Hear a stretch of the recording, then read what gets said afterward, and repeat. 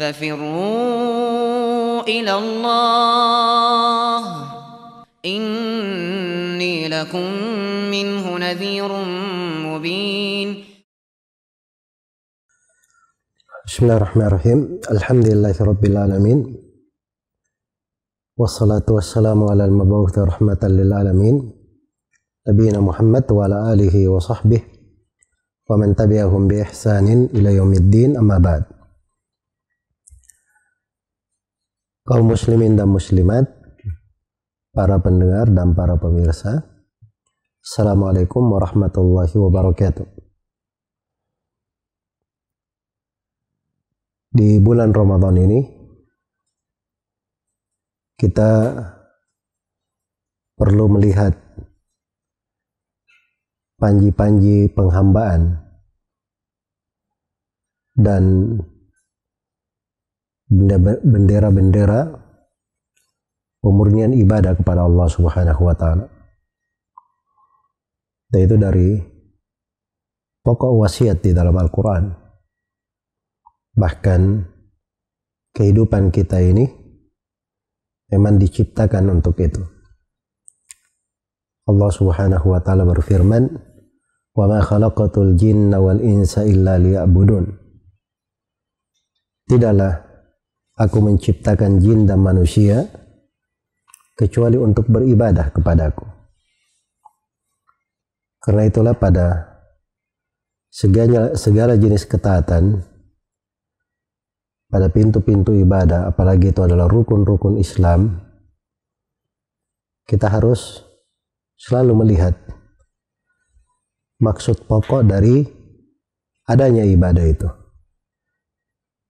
yaitu untuk memurnikan ibadah hanya kepada Allah Subhanahu wa taala dan menuliskan ketaatan kepadanya. Di dalam puasa ini Rasulullah sallallahu alaihi wasallam menjelaskan banyak hal tentang hal itu.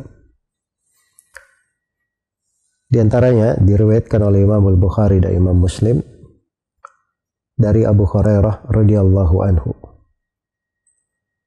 Rasulullah sallallahu alaihi wasallam bersabda, "Man shama Ramadhana imanan wa ihtisaban, ghufira lahu ma taqaddama min dhanbihi."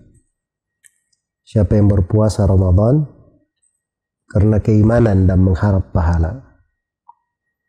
Perhatikan syaratnya, karena keimanan. Dan ini adalah tauhid. Dengan itulah keabsahan sebuah ibadah. Wahtisaban, dan dia mengharap pahala, ikhlas karena Allah. Barulah dia dapat keutamaan ghufira lahu ma taqaddama min dhanbihi. Maka akan diampuni apa yang telah lalu dari dosanya. Jadi tiga hal atau hadits ini datang dalam tiga ibadah: puasa, man shama Ramadhana, di riwayat lain man qama Ramadhana, siapa yang melakukan salat malam di bulan Ramadan. Di riwayat yang ketiga man qama lailatul qadar, siapa yang melakukan salat malam di Lailatul Qadar. Semuanya dengan dua syarat untuk mendapat keutamaan, karena keimanan dan mengharap pahala. Itu adalah tauhid, keimanan, yang merupakan asas dari agama ini. Ya Allah Subhanahu wa taala tidak terima dari siapapun kecuali di atas keikhlasan ini. Hanya diterima bagi siapa yang ikhlas hanya untuk Allah Subhanahu wa ta'ala semata. Ala lillahi dinul khalis.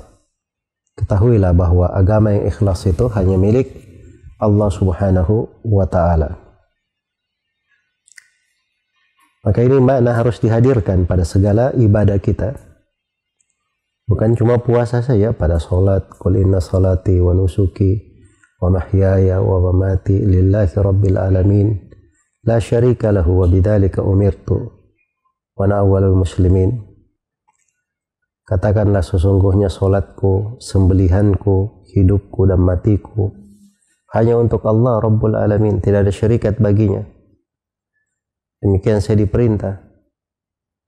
Dan saya adalah orang yang paling pertama berserah diri kepada Allah.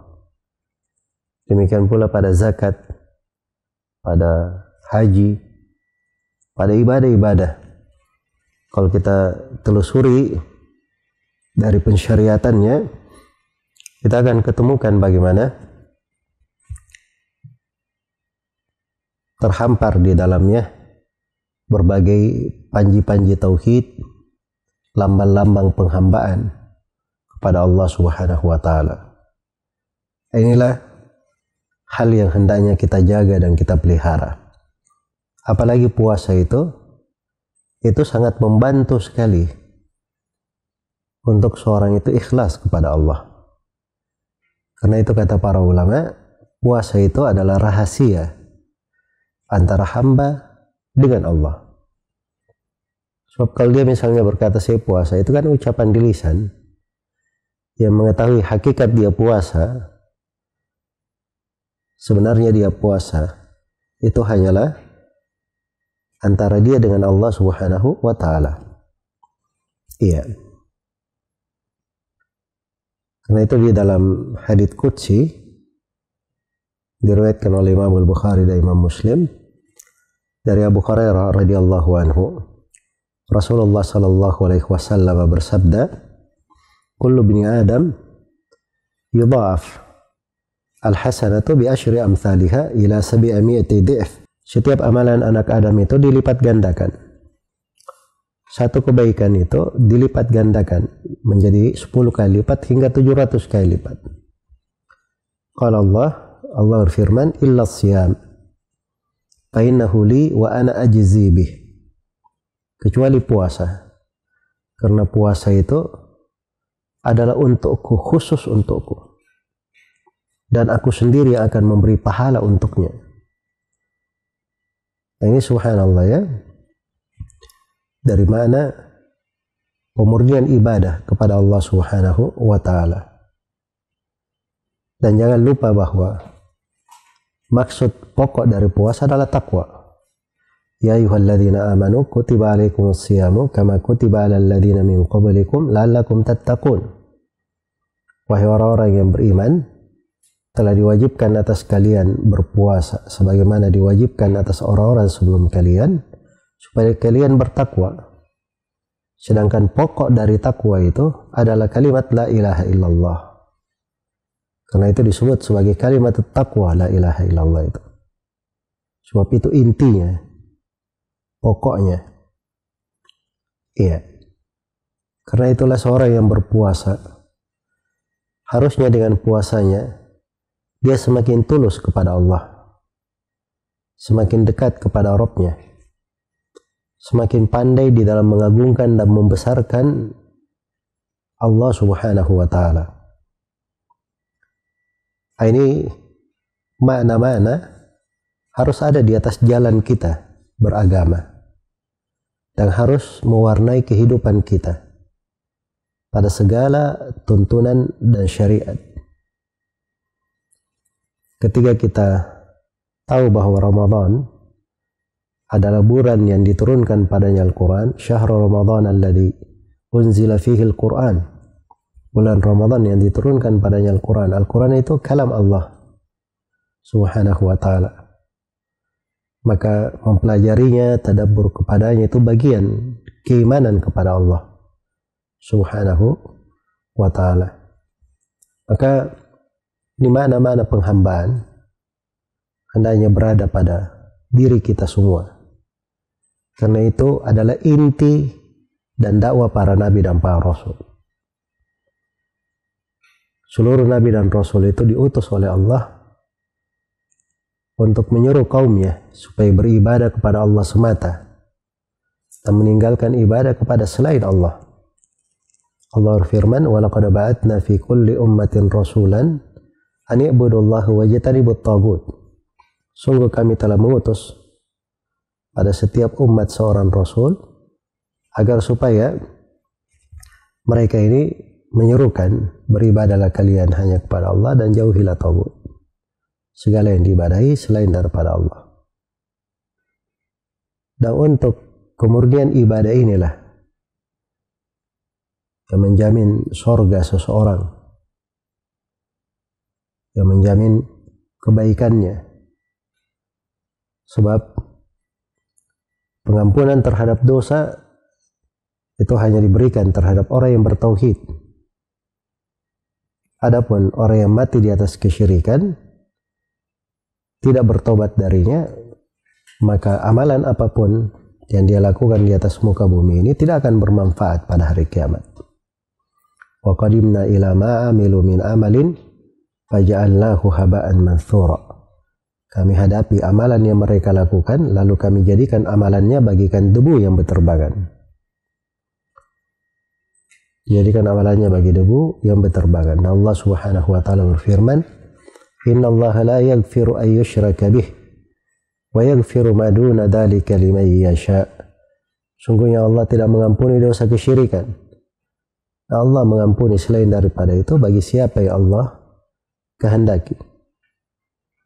Allah Subhanahu wa taala berfirman kepada nabinya, "Wa laqad uhiya ilaika wa ilal ladina min qablik la in asyrakta la yahbatanna 'amaluk wa la takunanna minal khasirin." Sungguh kami telah wahyukan kepada engkau Nabi Muhammad dan kepada para nabi sebelum engkau. Artinya setiap nabi Allah mengucapkan hal ini kepada mereka. La in asyrakta la yahbatanna 'amaluk. Kalau engkau berbuat kesyirikan akan hancur seluruh amalanmu. Wa la takunanna minal khasirin. Dan sungguh engkau akan menjadi orang yang merugi. Karena itu tidak benar kalau orang puasa tetapi tidak ada ketulusan ibadah kepada Allah. Iya. Kita lihat sebagian orang yang berpuasa, malah di waktu dia berpuasa ada pengagungan kepada selain Allah, meminta kepada selain Allah. Ini semuanya hal yang membatalkan amalan, menghancurkan dari ketaatan. Innahu may yusyrik billah faqad harrama Allahu alaihi al-jannah wa ma'wahu an-nar wa ma lidh-dhalimin min ansar. Sungguhnya siapa yang berbuat kesyirikan kepada Allah, maka Allah telah haramkan atasnya surga dan tempat tinggalnya adalah neraka, dan tidak ada penolong bagi orang-orang yang zalim. Iya. Nah, ini hal yang sangat besar. Allah berwasiat dengannya. Qul ta'alau atlu ma harrama rabbukum alaikum alla tusyriku bihi syai'a. Marilah kalian semua, saya akan bacakan kepada kalian apa yang Allah haramkan atas kalian, yaitu janganlah kalian mempersekutukan Allah dengan suatu apapun. Kemudian di akhir ayat dikatakan dzalikum wasaqum bihi la'allakum ta'qilun. Demikianlah Allah wasiatkan kepada kalian supaya kalian berakal. Maka ini dari pokok bekal yang sangat kita perlukan yang harus kita miliki di atas jalan kita beragama, di atas jalan kita di bulan Ramadan ini, dan di atas jalan kita di kehidupan kita ini. Ramadan ini adalah madrasah, pendidikan.